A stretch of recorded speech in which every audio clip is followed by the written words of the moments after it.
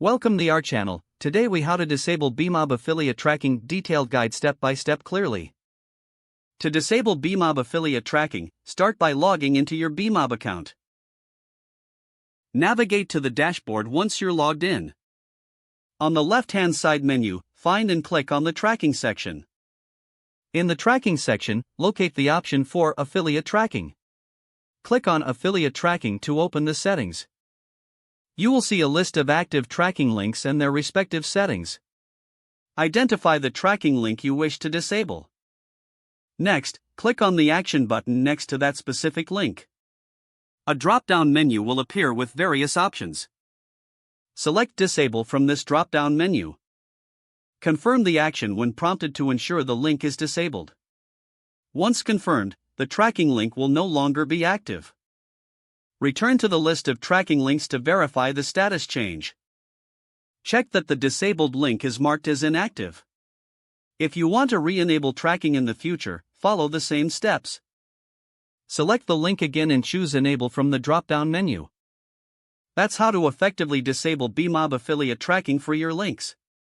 If the page does not load, refresh the browser or try again in a private or incognito window.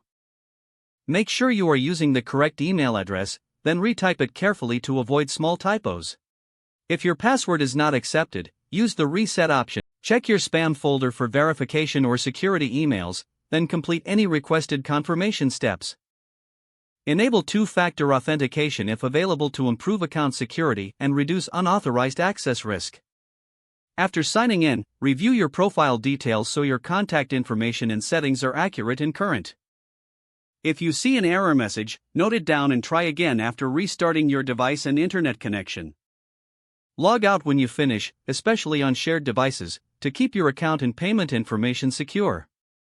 If the page does not load, refresh the browser or try again in a private or incognito window.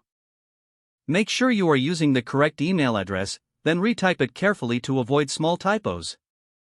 If your password is not accepted, use the reset option and create a new strong password you can remember. Check your spam folder for verification or security emails, then complete any requested confirmation steps. Don't forget to like this video and subscribe to our channel for more step-by-step tech guides.